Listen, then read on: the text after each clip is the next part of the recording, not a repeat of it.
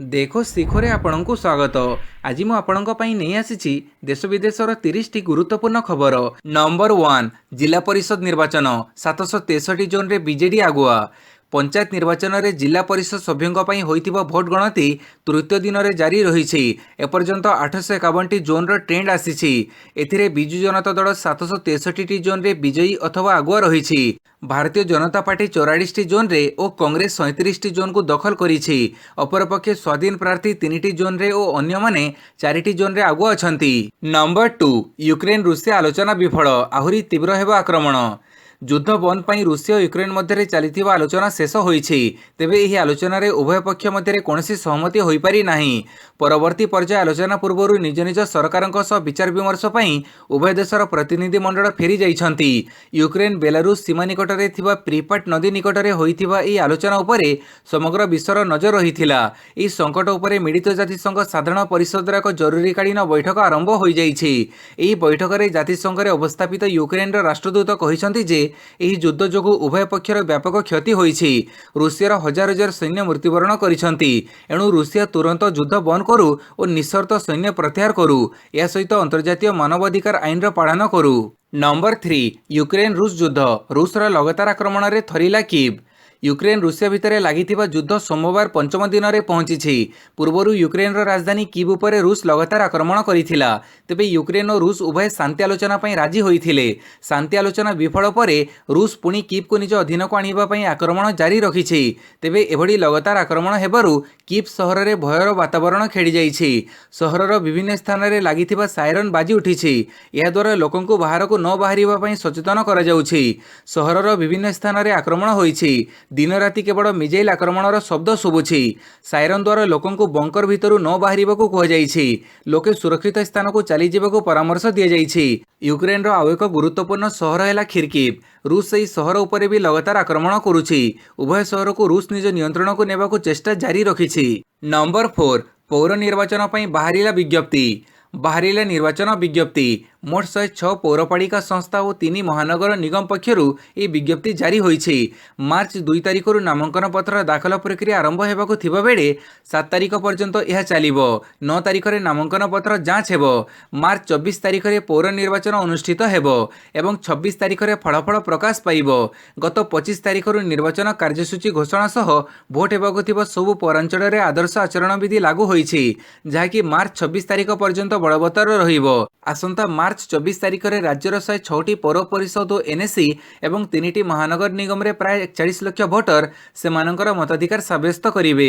केवल पुरी पौर परिषद एवं भद्रक पौर परिषद 4 नंबर वार्ड रे निर्वाचन को नहीं मामला कोर्ट रे थिबारु सेठारे निर्वाचन हेबो नाही। एही पौर निर्वाचन समग्र राज्य रे गोटे दिन रे हेबो और भोट गणति मार्च 26 तारिख रे हेबो। नंबर 5 जुलाई 31 सुधा यूजी पीजी फाइनल सेमिस्टर सारिबाकु निर्देश। 2021-22 शिक्षावर्ष पर जुलाई 31 सुधा यूजी और पीजी फाइनल सेमिस्टर परीक्षा शेष करने को काली समस्त विश्वविद्यालय कुलपति और युक्तदिनी कॉलेज अध्यक्ष मानक उच्चशिक्षा सचिव चिठी लिखिछंती। उच्चशिक्षा सचिव तांको चिठी रे जुलाई 31 तारिख सुधा परीक्षा शेष करी अगस्ट 15 तारिख सुधा फल प्रकाश करने को स्पष्ट भाव उल्लेख करिछंती। या सहित आवश्यक हेले ठीक समय पाठ्यक्रम शेष करने पई अतिरिक्त क्लास करने पई से निर्देश दैछंती। आसंता वर्ष ठारू जून सुधा फाइनल सेमिस्टर सारिबाकू एही चिठी रे निर्देश दिया जाइछि। याकू दृष्टि रे रखी 2022-23 शिक्षावर्षर पिलांको अन्य सेमिस्टर गुड़ी को उपयुक्त समय सारिबाकू एथिरे उल्लेख करा जाइछि।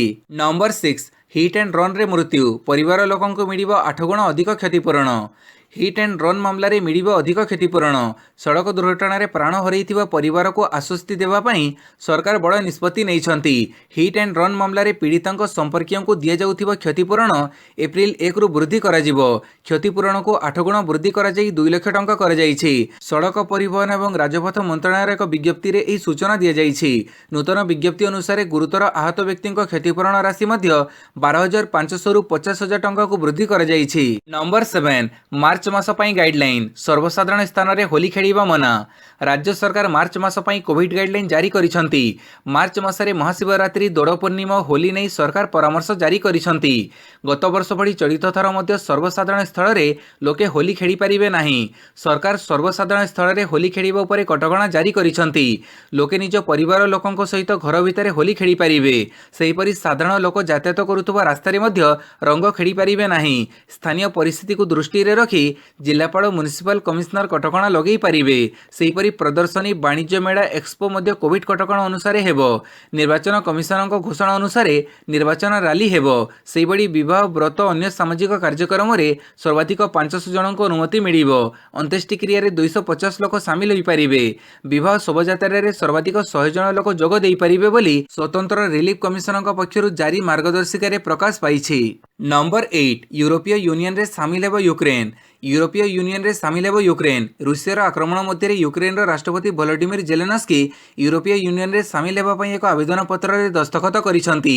सोमवार यूक्रेन रो संसद एनी सूचना दैछंती। यहाको एक ऐतिहासिक मुहूर्त बोली यूक्रेन कहिछि। सूचनायोग्य यूक्रेन उपरे आक्रमण पर यूरोपीय यूनियन रूसिया उपरे असंतोष व्यक्त करिथिला। एथिसह रूसिया उपरे समस्त प्रकार प्रतिबंधक घोषणा करिथिला ईयू। एतद व्यतीत रूसियार बैंकिंग सिस्टम को स्विफ्ट रु बाहर करने को मध्य घोषणा करा जायछि। अन्यपटे यूरोपीय यूनियन यूक्रेन को नहीं एक बड़ घोषणा करिछि। खूब शीघ्र यूक्रेन को अस्त्र जोगाइबाकू चाहूछि बोली ईयू पक्षरु कहुଯାଇଛି। नंबर 9 36 देश को विमान सेवा बंद कला रूस। यूक्रेन उपरे रूसर आक्रमण पर अनेक देश प्रतिबंधक लगेवा आरंभ कर देइछंती। एही प्रतिबंधक को नहीं चिंतित थिबा रूस राष्ट्रपति व्लादिमीर पुतिन मध्य विरोधी को दृढ़ जवाब देबा पई बड़ पदक्षेप नैछंती। रूस एबे 36 देश पई तार विमान सेवा को बंद कर देइछि। एही देशगुड़िक मध्य ब्रिटेन और जर्मनी भली बड़ देश थिबा सूचना मिलिछि। रिपोर्ट मुताबक रूस राष्ट्रपति पुतिन एक उच्चस्तरीय बैठक करिसंती जोथिरे रूसर प्रतिरक्षा मंत्री और 3 सेना मुख्य उपस्थित थिले। एही बैठक पुतिनक कार्यालय क्रेमलिन रे आयोजित होईछि। एही बैठक रे ही पुतिन विमान सेवा को बंद करने को निष्पत्ति नैछंती। नंबर 10 जागर पई भुवनेश्वर रे सुरक्षा व्यवस्था कड़ाकड़ी कहले पुलिस कमिश्नर। महाशिवरात्रि उपलक्षे समग्र राज्य में थिबा शिवालय समेत एकाम्र क्षेत्र चलचंचल होई उठिछि। आज जागर उपलक्षे राजधानी भुवनेश्वर रे सुरक्षा व्यवस्था को व्यापक कर जाइछि। काली एथिपई प्रस्तुति प्राय शेष पर्यायर पहुंची बोली पुलिस कमिश्नर सोमेन्द्र प्रियदर्शी कहिसंती। प्रशासन पक्षरु जो कोविड कटकणा रहिछि सेही नियम अनुपालन करा जिवो। जिलापाल बीएमसी कमिशनरक सह आलोचना अनुसार भोर सकाळ 3टारू 3:30 पर्यंत अवकाश नीति अनुष्ठित हेबो। 5टारू सर्वसाधारण दर्शन पई अनुमति मिलिबो। डीसीपी प्रत्यक्ष तत्वावधान रे 6 जन अतिरिक्त डीसीपी 12 जन एसपी 19 जन इंस्पेक्टर 85 अफिसरंक सह प्राय 27 प्लाटून फोर्स मुतयन हेबे। नंबर 11 यूक्रेन रे फसिथिबा छात्री कले अभियोग भारत सरकार आम पई किछि करू नाहंती। 5 दिन हेराणी रूस यूक्रेन मध्य युद्ध लगी रही। भारतीयों को सुरक्षित स्थानांतर पर समस्त व्यवस्था करा जाइथिबा नै भारत सरकार कहूथिबा बेले एबे सेठारे फसिथिबा भारतीय छात्र छात्री किछि भिन्न कथा कहिसंती। भारत सरकार सेमानक स्थानांतर करिबा पई किछि करू नथिबा कहिसंती भारतीय छात्र छात्री। बीजेपी सांसद वरुण गांधी शेयर करिथिबा वीडियो रे जड़े छात्री कहते जे जोठी अन्य देश माने सेमानक नागरिक मानकु यूक्रेन रु सुरक्षित भाव स्थानांतर करिसंती सेठी भारत सरकार आम पई किछि करू नाहंती। पश्चिम यूक्रेन को फेरिबा पई भारतीय दूतावास परामर्श देइछि। हेले ताहा आमे रहुथिबा स्थान रु 800 किलोमीटर दूर रे अछि एवं सरकारी सहायता बिना एते दूर जीवा पई कोनोसी माध्यम नाही। आमे भारतीय दूतावासर कर्मचारी को फोन करूथिले भी से हमर फोन बारंबार काटिबारे लागिछंती। से माने हमकु संपूर्ण भाव अवहेला करूछंती। नंबर 12 भारतीय भिसा आवेदनकारी को साक्षात्कार छाड़ कला अमेरिका। अनेक वर्गर भारतीय भिसा आवेदनकारी अमेरिका जीवाई व्यक्तिगत साक्षात्कार आवश्यकता डिसेम्बर 31 तारिख पर्यंत छाड़ पाइबे। अमेरिकार जड़े वरिष्ठ कूटनीतिज्ञ ई सूचना देइछंती। सेमानक मध्य छात्र कर्मचारी संस्कृत विचक्षण दक्षता थिबा व्यक्ति माने एही सुविधा पाइबे। तेबे ई साक्षात्कार छाड़ पाइबा पई हेले संपृक्त व्यक्ति पूर्वरु अमेरिकार जेकोसी वर्गर भिसा पाइथिबे। एथि सहित केबे भी अमेरिकार भिसा को प्रत्याख्यान करि नथिबे एवं अयोग्य होई नथिबे। नंबर 13 एससीबी रे हेबो फुसफुस अस्त्रोपचार। कटक बड़ डाक्तरखानार इतिहास रे आउ एक सफलतार फर्द खूब शीघ्र जोड़ी हेबाकु जाउछि। पूर्व भारतर प्रथम सरकारी डाक्तरखाना भावे बड़ डाक्तरखाना जख्म छाती रोग विभाग रे खूब शीघ्र फुसफुस अस्त्रोपचार आरंभ हेबो। एथिनै केंद्र सरकार सबुज संकेत दैछंती। केवल सेतिक नुहे फुसफुस अस्त्रोपचार ପାଇଁ ଏକ ନେଗେଟିଭ୍ ପ୍ରେସ୍ ମଡ୍ୟୁଲାର अस्त्रोपचार ଗୃହ ସ୍ଥାପନ ପାଇଁ 5.4 କୋଟି ଟଙ୍କା ପ୍ରଦାନ କରିଛନ୍ତି। ଉକ୍ତ ଅର୍ଥରେ ଯକ୍ଷ୍ମା ଓ ଛାତି ରୋଗ ବିଭାଗ ସେଣ୍ଟର ଅଫ୍ ଏକ୍ସେଲେନ୍ସରେ ଏହି ଓଟି ନିର୍ମାଣ କରାଯାଇ अस्त्रोपचार ଆରମ୍ଭ ହେବ ବୋଲି ସୂଚନା ମିଳିଛି। ରାଜ୍ୟରେ ଯକ୍ଷ୍ମା ଓ ଛାତି ରୋଗୀଙ୍କ ସଂଖ୍ୟା ଅଧିକ। ଧୂମପାନ କରୁଥିବା ବ୍ୟକ୍ତିଙ୍କର ଫୁସଫୁସ୍ ବିଶେଷ ଭାବେ ପ୍ରଭାବିତ ହୋଇଥାଏ। ସେମାନଙ୍କ ମଧ୍ୟରୁ 60% ଔଷଧ ଖାଇ ସୁସ୍ଥ ହୋଇଥାନ୍ତି। 20% ରୋଗୀଙ୍କ ଫୁସଫୁସ୍ 80%ରୁ ଅଧିକ ନଷ୍ଟ ହୋଇଯାଇଥିବାରୁ ଔଷଧ ସେବନ ଦ୍ୱାରା ଭଲ ହୋଇନଥାଏ। ଏହି ରୋଗୀଙ୍କର ଫୁସଫୁସ୍ अस्त्रोपचार କରିବାକୁ ପଡ଼ିଥାଏ। ନମ୍ବର 14 ୟୁକ୍ରେନରେ ଫସିଥିବା ଲୋକଙ୍କ ପାଇଁ ଆଶ୍ୱସ୍ତି, କିଭ୍ରୁ ହଟିଲା କର୍ଫ୍ୟୁ। ଯୁଦ୍ଧ ଭିତରେ ୟୁକ୍ରେନରେ ଫସି ରହିଥିବା ଲୋକଙ୍କ ପାଇଁ ଆସିଛି ଆଶ୍ୱସ୍ତିକର ଖବର। ୟୁକ୍ରେନର ରାଜଧାନୀ କିଭ୍ରୁ ହଟିଲା ସପ୍ତାହାନ୍ତ କର୍ଫ୍ୟୁ। ଟ୍ରେନ୍ ଜରିଆରେ ଲୋକଙ୍କୁ ସୁରକ୍ଷିତ ସ୍ଥାନକୁ ଯିବା ପାଇଁ ପରାମର୍ଶ ଦିଆଯାଇଛି। ସେପଟେ ସେଠାରେ ଫସି ରହିଥିବା ଭାରତୀୟ ଛାତ୍ରଛାତ୍ରୀମାନେ ମଧ୍ୟ ରେଲୱେ ଷ୍ଟେସନକୁ ଯାଇ ସହର ଭିତରୁ ବାହାରି ପାରିବେ। ସମସ୍ତ ଛାତ୍ରଛାତ୍ରୀଙ୍କୁ ପଶ୍ଚିମ ଭାଗ ଆଡ଼କୁ ଯିବା ପାଇଁ ରେଲୱେ ଷ୍ଟେସନକୁ ଯିବା ପାଇଁ ପରାମର୍ଶ ଦିଆଯାଇଛି। ଫସି ରହିଥିବା ଲୋକଙ୍କୁ ସୁରକ୍ଷିତ ସ୍ଥାନକୁ ସ୍ଥାନାନ୍ତର କରିବା ପାଇଁ ୟୁକ୍ରେନ ସ୍ୱତନ୍ତ୍ର ଟ୍ରେନ୍ ବ୍ୟବସ୍ଥା ଆରମ୍ଭ କରିଛି। କର୍ଫ୍ୟୁ ହଟିବା ପରେ ଦୀର୍ଘ 2 ଦିନ ପରେ ট্যাক্সিଗୁଡ଼ିକୁ ରାସ୍ତା ଉପରେ ସ୍ୱାଭାବିକ ଭାବେ ଚଳାଚଳ କରୁଛି ଏବଂ ଜନଶୂନ୍ୟ ହୋଇପଡ଼ିଥିବା କିଭ୍ରେ ଲୋକଙ୍କ ଚଳପ୍ରଚଳ ଆରମ୍ଭ ହୋଇଛି। ସେପଟେ ୟୁକ୍ରେନରେ ଥିବା ଭାରତୀୟ ଦୂତାବାସ ପକ୍ଷରୁ ଟ୍ୱିଟ୍ କରି କୁହାଯାଇଛି ଯେ ଭାରତୀୟ ଛାତ୍ରଛାତ୍ରୀଙ୍କୁ ଉଦ୍ଧାର କରିବା ପାଇଁ ଏକ ସ୍ୱତନ୍ତ୍ର ଟ୍ରେନ୍ର ବ୍ୟବସ୍ଥା କରାଯାଇଛି। ରେଲୱେ ଷ୍ଟେସନରୁ ୟୁକ୍ରେନର ପଶ୍ଚିମ ଭାଗ ଯାଏଁ ଏହି ଟ୍ରେନ୍ ଯିବ। ନମ୍ବର 15 ସେବିର ପ୍ରଥମ ମହିଳା ଅଧ୍ୟକ୍ଷ ହେଲେ ମାଧବୀ ପୁରୀ। କେନ୍ଦ୍ର ସରକାର ସୋମବାର ମାଧବୀ ପୁରୀ ବୁଚଙ୍କୁ security and exchange board of India ଅର୍ଥାତ୍ ସେବିର ନୂଆ ଅଧ୍ୟକ୍ଷ ଭାବେ ନିଯୁକ୍ତ କରିଛନ୍ତି। ଏଥିସହ Madhabi security and exchange board of ଇଣ୍ଡିଆର ପ୍ରଥମ ମହିଳା ଅଧ୍ୟକ୍ଷ ହୋଇଛନ୍ତି। ଆଇସିଆଇସିଆଇ ସିକ୍ୟୁରିଟିଜର ପୂର୍ବତନ ମୁଖ୍ୟ ମାଧବୀ ଏପ୍ରିଲ 5, 2017ରୁ ଅକ୍ଟୋବର 4, 2021 ପର୍ଯ୍ୟନ୍ତ ସେବିର ପୂର୍ଣ୍ଣକାଳୀନ ସଦସ୍ୟ ଭାବେ ମଧ୍ୟ କାର୍ଯ୍ୟ କରିସାରିଛନ୍ତି। ଏବେ ସେ ଅଜୟ ତ୍ୟାଗୀଙ୍କ ସ୍ଥାନ ନେବେ, ଯାହାଙ୍କ କାର୍ଯ୍ୟକାଳ ଫେବୃଆରୀ 28 ତାରିଖ ଶେଷ ହୋଇଛି। ପ୍ରଥମ ଥର ପାଇଁ ଜଣେ ମହିଳା କ୍ୟାପିଟାଲ ମାର୍କେଟ ରେଗୁଲେଟରର ନେତୃତ୍ୱ ନେବାକୁ ଯାଉଛନ୍ତି। ନମ୍ବର 16 ରୁଷିଆର ନ୍ୟୁକ୍ଲିୟର ଟ୍ରାଏଡ୍ ଯୁଦ୍ଧାଭ୍ୟାସ ଆରମ୍ଭ, ଆଲର୍ଟରେ ମିସାଇଲ କମାଣ୍ଡ। ଗୋଟିଏ ପଟେ ବେଲାରୁସରେ ରୁଷିଆ ଓ ୟୁକ୍ରେନ ମଧ୍ୟରେ ଆଲୋଚନା ଜାରି ରହିଥିବା ବେଳେ ଅନ୍ୟପଟେ ୟୁକ୍ରେନ ଉପରେ ଆକ୍ରମଣ କରିବା ପାଇଁ ରୁଷିଆ ପରମାଣୁ ଯୁଦ୍ଧାଭ୍ୟାସ ଆରମ୍ଭ କରିଛି। ଏନେଇ ସୋମବାର ରୁଷିଆର ଏକ ଗଣମାଧ୍ୟମ ଦାବି କରିଛି। ରୁଷିଆର ପ୍ରତିରକ୍ଷା ମନ୍ତ୍ରୀ ଜେନେରାଲ ସର୍ଗେଇ ଶୋଇଗୁ ତାଙ୍କ ରାଷ୍ଟ୍ରପତି ଭ୍ଲାଡିମିର ପୁତିନଙ୍କୁ ଏହି ବିଷୟରେ ସୂଚନା ଦେଇଛନ୍ତି। ରୁଷିଆର ଉତ୍ତର ପ୍ରଶାନ୍ତ ମହାସାଗରର ଷ୍ଟ୍ରାଟେଜିକ୍ ମିସାଇଲ କମାଣ୍ଡକୁ ମଧ୍ୟ ସତର୍କ ରଖାଯାଇଛି ବୋଲି ପ୍ରତିରକ୍ଷା ମନ୍ତ୍ରଣାଳୟ ଦାବି କରିଛି। ଅନ୍ୟପକ୍ଷରେ ରୁଷିଆ ନିଜ ପଡ଼ୋଶୀ ଦେଶ ବେଲାରୁସରେ ପରମାଣୁ ଅସ୍ତ୍ରଶସ୍ତ୍ର ନିୟୋଜିତ କରିପାରେ। ତେଣୁ ବେଲାରୁସକୁ ୟୁରୋପୀୟ ୟୁନିୟନ ଏକ ସତର୍କ ସୂଚନା ଜାରି କରିଛି।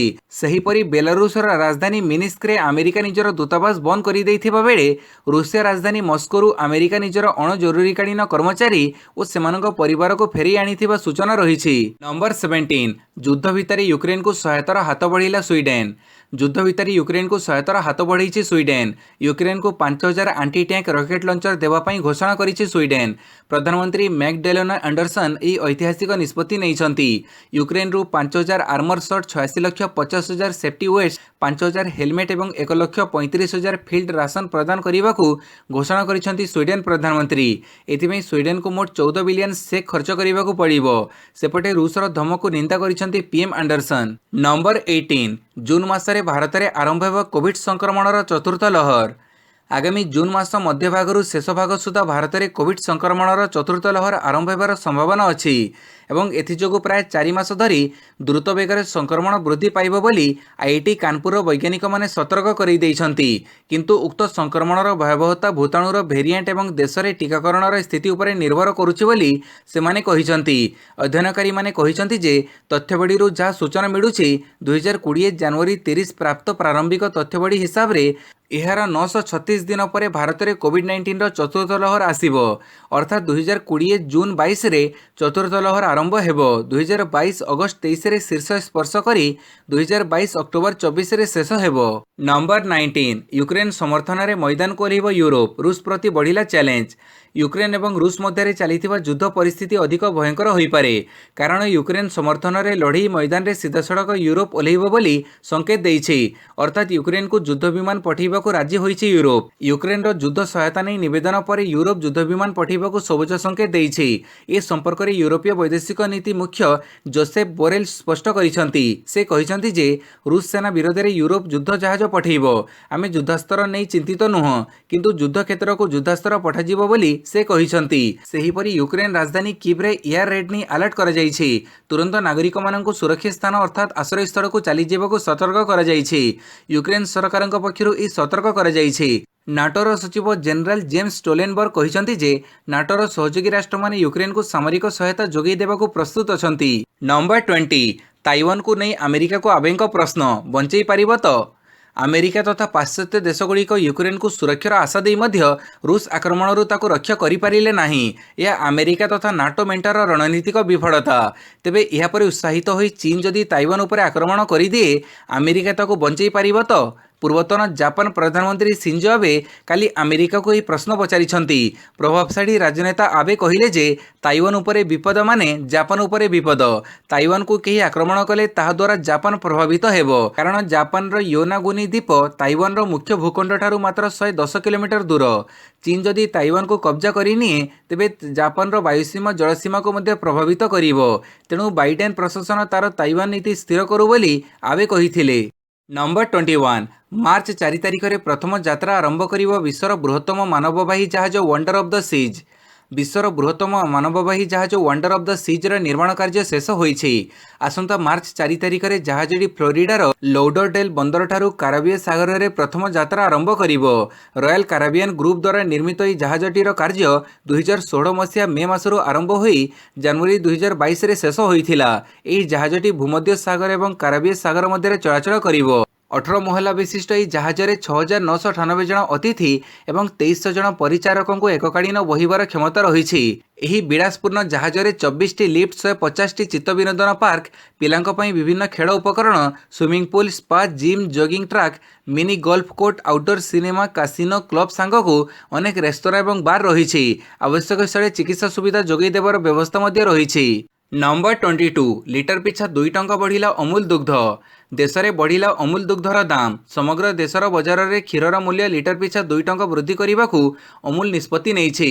ଏହି ବର୍ଦ୍ଧିତ ଦର ମଙ୍ଗଳବାର ତଥା ମାର୍ଚ୍ଚ 1ରୁ ଅହମ୍ମଦାବାଦ ଓ ଗୁଜରାଟର ବଜାରରେ ଲାଗୁ ହେବ। ସେହିପରି ଅମୁଲ ଗୋଲ୍ଡ ଦୁଗ୍ଧର ମୂଲ୍ୟ 500 ମିଲିଲିଟର ପ୍ରତି 30 ଟଙ୍କା, ଅମୁଲ ତାଜା 500 ମିଲିଲିଟର ପ୍ରତି 24 ଟଙ୍କା ଏବଂ ଅମୁଲ ଶକ୍ତି 500 ମିଲିଲିଟର ପ୍ରତି 27 ଟଙ୍କାରେ ଉପଲବ୍ଧ ହେବ। ସୂଚନାଯୋଗ୍ୟ, Gujarat cooperative milk marketing federation 1 ବର୍ଷ ପୂର୍ବରୁ ଦୁଗ୍ଧର ମୂଲ୍ୟ ବୃଦ୍ଧି କରିଛି। ଏହା ପୂର୍ବରୁ ଜୁଲାଇ 2021ରେ ଦୁଗ୍ଧର ମୂଲ୍ୟ ବୃଦ୍ଧି କରାଯାଇଥିଲା।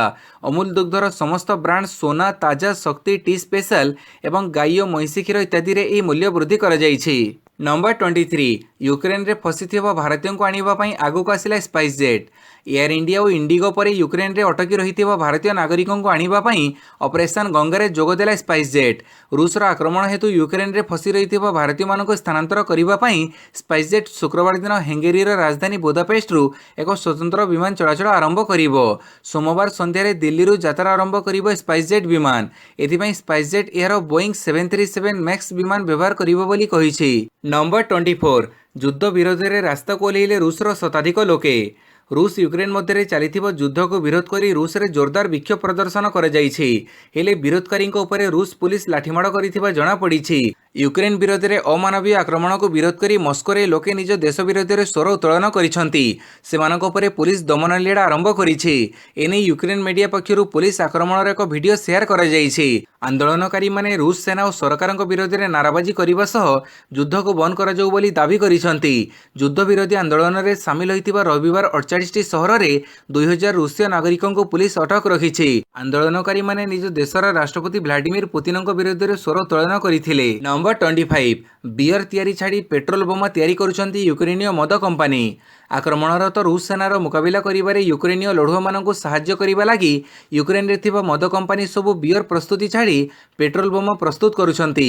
ଗତ ସପ୍ତାହ ପର୍ଯ୍ୟନ୍ତ ୟୁକ୍ରେନର ଲିଭିଭରେ ଥିବା ପ୍ରଭଦା ବ୍ୟୁଏରୀ ବିୟର ପ୍ରସ୍ତୁତ କରୁଥିଲା, କିନ୍ତୁ ଗୁରୁବାରଠାରୁ ରୁଷ ଆକ୍ରମଣ କରିବା ପରେ ପ୍ରଭଦା ବ୍ୟୁଏରୀ ବିୟର ତିଆରି ବନ୍ଦ କରି ମୋଲୋଟୋଭା କକଟେଲ ତିଆରି କରୁଛି।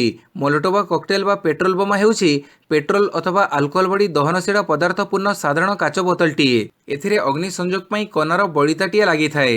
ନମ୍ବର 26 ୟୁକ୍ରେନ ଫେରନ୍ତା ଓଡ଼ିଆ ଛାତ୍ରଛାତ୍ରୀଙ୍କୁ ସ୍ୱାଗତ କଲେ ମୁଖ୍ୟମନ୍ତ୍ରୀ।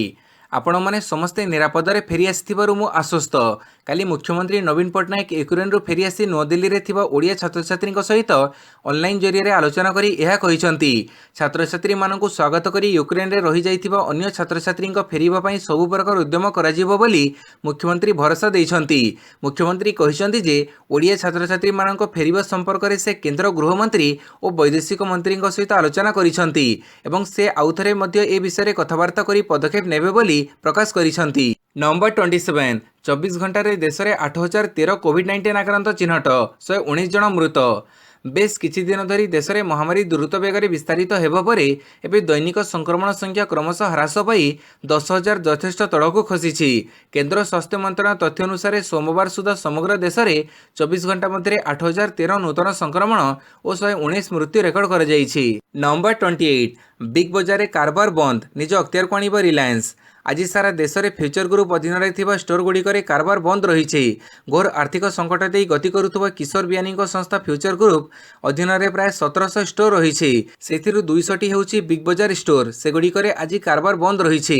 रिलायंस को लीज बाबद पेमेंट देबारे फ्यूचर ग्रुप विफल होइथिबारु यार स्टोर गुड़िक अधिग्रहण करने लगी रिलायंस योजना प्रस्तुत करिछि। सेही स्टोर गुड़िक निज अख्तियार को आनिबा परे ताहार रिब्रांडिंग करने को रिलायंस योजना रखिछि। नंबर 29 आईपीएल 2022 चेन्नई कोलकाता उद्घाटनी मुकाबिला।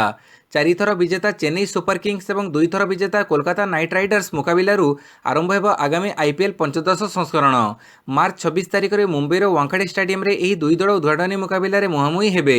दलगुड़िक किपरि ट्राफिक भिड़ मध्य न फसिबे एवं सुरुखुरी रे मैच पूर्व स्टाडियम रे पहुंचीबे से नहीं महाराष्ट्र सरकार दृढ़ प्रतिश्रुति दैछंती। आंबुलांस एवं वीवीआईपी मानक भली खेलाड़ींक पई स्वतंत्र ग्रीन चैनल पई अनुमति प्रदान करिसंती सरकार। नंबर 30 पंजाब किंग्स नुआ कैप्टेन भाव नियुक्त हेले मयंक अग्रवाल। आगामी इंडियन प्रीमियर लीग 2022 पई पंजाब किंग्स नुआ कैप्टेन भाव team India opener Mayank Agarwal नुआ अधिनायक भाव नियुक्ति होइछंती। पूर्वरु पंजाब किंग्स अधिनायक थिबा KL Rahul Lucknow super giants रे जोग देबारु तांको स्थान रे मयंक को नियुक्त कर जाइछि। वीडियोटी को संपूर्ण देखिथिबारु बहुत बहुत धन्यवाद।